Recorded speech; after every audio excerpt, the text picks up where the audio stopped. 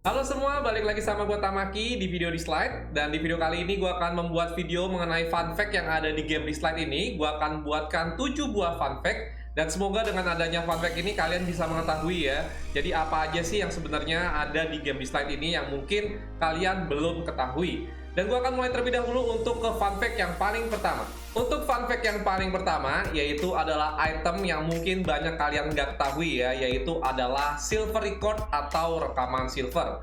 Nah, untuk item ini hanya bisa kalian dapatkan apabila kalian bermain sebelum global release ya, yang berarti kalian bermain di server Honor dan bukan di server Infinite.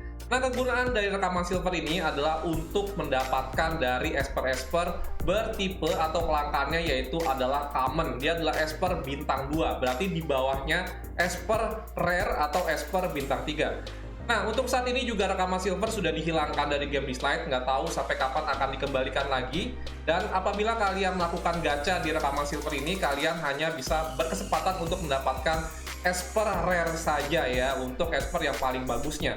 Dan juga peluang mendapatkan ini sangat kecil ya, hanya 5%. Lebihnya kalian hanya bisa mendapatkan esper yang bertipe common atau yang bertipe luar biasa. Nah, untuk dari warnanya ketika kalian gacha, jadi warnanya bukan biru ya, bukan ungu dan juga bukan kuning atau emas, melainkan warnanya adalah hijau. Nah, seperti ini. Nah, ini adalah fun fact yang paling pertama yang mungkin kalian juga bingung ya. Dari mana sih mendapatkan dari esper-esper bintang 2? Nah, jawabannya yaitu adalah melalui kalian gacha di rekaman silver. Oke, itu adalah fun fact yang pertama. Gue akan lanjut lagi untuk ke fun fact yang berikutnya. Berikutnya untuk fun fact yang kedua, masih berhubungan dengan gacha, yaitu adalah hadiah di dalam beginner summoning overview.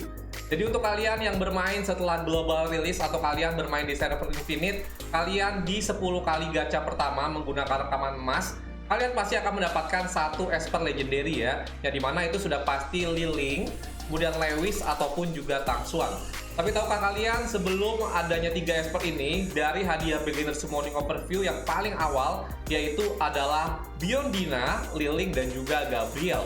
Dan akhirnya Gabriel diganti menjadi Tang Xuan dan Biondina diganti menjadi Lewis. Dan gue mendapat kabar juga bahkan di awal permainan tuh belum ada yang namanya hadiah beginner summoning overview ya. Jadi otomatis kalian gak bakal langsung mendapatkan esper legendary di 10 kali pull pertama. Sekedar info tambahan aja, jadi di awal permainan ya, untuk beginner summoning overview-nya gue mendapatkan Biondina ya, yang dimana di saat itu gue ngerasa seneng banget ya. Kenapa gue seneng banget? Karena serangan skill 3-nya itu bisa mengabaikan defense, yang dimana pasti kuat banget dong serangannya. Tapi setelah gue gunakan, ternyata ekspektasi gue tidak sebagus itu ya ternyata ya. Masih bagus Mona di awal-awal permainan, bahkan ya mungkin karena skillnya juga belum full ya, karena buat mendapatkan legendary Abilmon di awal-awal itu cukup sulit banget sih. Oke, jadi itulah fun fact yang kedua, yang dimana hadiah beginner summoning overview.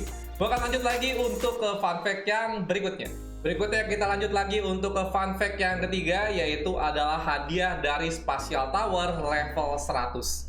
Jadi mungkin banyak banget dari kalian, Bang, kenapa nggak dapat Lukas, Bang, sampai sekarang? Padahal Lukas itu adalah esper yang bisa didapatkan gratis dari Spatial Tower level 100. Nah ini ya, Lukas gue masih hitam ya, gue belum punya Lukas walaupun gue sudah menyelesaikan dari Spatial Tower level 100. Jawabannya adalah untuk di awal permainan atau di server Honor, hadiah penyelesaian dari Spatial Tower level 100 bukan Lukas ya, yaitu adalah Donar. Dan ini emang cukup agak membingungkan ya, buat apa dikasih Donar di awal-awal permainan, yang dimana kayaknya nggak ngebantu sama sekali ya, karena Donar ini lebih powerful digunakan untuk di PvP ya, baik di Hollow Battle ataupun juga di Perang Point. Dan untuk kalian yang bermain di server Infinite, tentunya mendapatkan Lukas ini sangat ngebantu banget, karena kalian butuh banget controller yang bisa ngebantu kalian setelah menyelesaikan Spatial Tower, karena ada tower berikutnya yang menunggu kalian ya, yaitu adalah Menara Temporal yang jauh lebih sulit lagi, dan kalian perlu mendapatkan satu controller yang sangat kuat, dan salah satunya yaitu adalah Lukas. Nah, itulah untuk fun fact yang ketiga. Jadi mungkin menjawab juga buat player-player Honor yang tidak memiliki Lukas ya. Jadi jawabannya adalah hadiah dari Spatial Tower di level 100 bukan Lukas, tapi adalah Donar. Oke, lanjut lagi untuk ke fun fact yang berikutnya. Berikutnya untuk ke fun fact yang keempat, yaitu adalah Ripple Dungeon atau Dimensi Ombak. Jadi banyak dari kalian yang mungkin belum tahu bahwa sebelum adanya Dahlia di Ripple Dungeon, ada satu esper epic lagi yang bisa kalian dapatkan di dalam Ripple Dungeon, yaitu adalah Asenat. Nah, Asenath ini adalah Esper yang bisa kalian dapatkan di Ripple Dungeon sebelum Dahlia ya. Yang otomatis banyak banget player-player di server Honor yang Asenathnya ini sudah full resonansi. Dan sebenarnya itu bukan karena dapat dari gacha ya, tapi dapat dari Ripple Dungeon. Sama seperti Dahlia yang sudah full resonansi. Dan bahkan Asenath sebelum adanya Clara ya, atau balance patch kedatangan banner up Clara, skill ketiga dari Lotus Mark-nya ini sangat kuat banget, yang dimana dia bisa mengurangi damage juga, dan setelah menghilang dia juga bisa memberikan efek heal. Jadi Asenath ini adalah salah satu Esper epic di Ripple Dungeon yang paling dicari di server Honor di saat itu, yang pada akhirnya digantikan oleh Dahlia, dan Asenath hanya bisa didapatkan dari rekaman emas saja. Jadi itulah untuk fun fact yang keempat mengenai Ripple Dungeon Asenath. Berikutnya gue akan lanjut lagi untuk ke fun fact yang berikutnya. Berikutnya gue lanjut lagi untuk ke fun fact yang kelima, yaitu adalah server yang ada di game di slide ini. Jadi mungkin banyak juga dari kalian yang bingung ya, saya berada di server mana sih bang? Terutama yang player-player yang bermain setelah global release ya. Jadi caranya gampang banget, kalau kalian masuk ke dalam profil kalian, kemudian kalian klik pengaturan, lalu di bagian layanan ketika ada tombol ubah server ini, kemungkinan besar kalian pernah bermain di server Honor ya. Nah, kalau kalian tidak melihat ada tombol ubah server ini atau change server, berarti otomatis kalian itu bermain setelah global release, sudah pasti kalian bermain di server Infinite ya. Itu adalah server baru.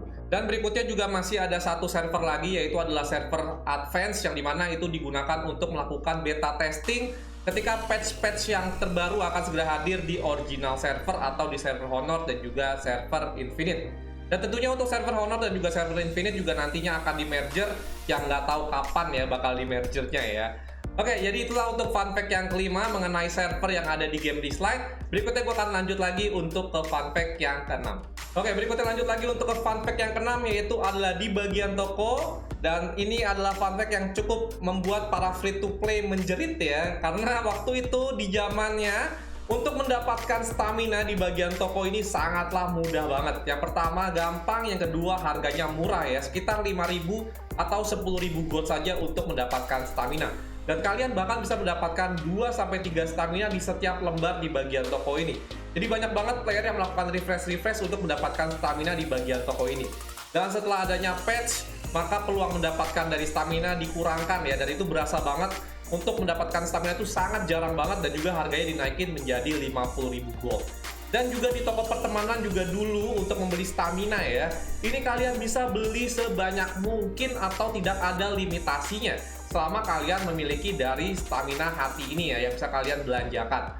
Dan sekarang setelah patch tentunya ada limitasi pembelian setiap harinya, kalian hanya bisa belanjakan 3 buah setiap harinya. Dan tentunya ini adalah patch yang cukup membuat ya dari player-player F2P menjerit, karena untuk mendapatkan stamina di bagian toko jadi semakin lebih sulit lagi. Ya, itulah untuk dari fun fact yang keenam, yang dimana untuk mendapatkan stamina dulu itu sangat mudah banget, terutama kalian dapatkan di bagian toko. Oke, berikutnya gue akan lanjut lagi untuk fun fact yang terakhir atau fun fact yang ketujuh. Berikutnya untuk fun fact ketujuh atau fun fact yang terakhir, yaitu adalah desain karakter dari Tang Xuan. Mungkin banyak juga dari kalian yang nggak tahu bahwa Tang Xuan ini sebelum dia pria, dia sempat didesain awal menjadi wanita atau perempuan, dengan nama karakternya yaitu adalah Tang Mei. Dan kalau kalian merasa ini bohong ya, kalian bisa langsung cek aja di Dislike Official, yang dimana itu ada lagu, yang dimana dari desain backgroundnya kalian masih bisa melihat Tang Xuan yang masih menggunakan sepatu hak, yang dimana dia masih menjadi Tang Mei ya. Kalian bisa lihat ketika sedang bermain Shodo atau bermain Ego di situ, kalian bisa lihat ada Liling, ada Tang Xuan, dan juga ada Lu Yi ya. Untuk di lagu tersebut kalian bisa lihat bahwa desain karakter awalnya sebelum Tang Xuan dia masih menjadi Tang Mei. Oke, jadi mungkin sekian aja untuk 7 fun fact yang ada di game di slide ini. Terima kasih sudah menonton video gua, dan sampai jumpa lagi di video di slide berikutnya. Bye-bye.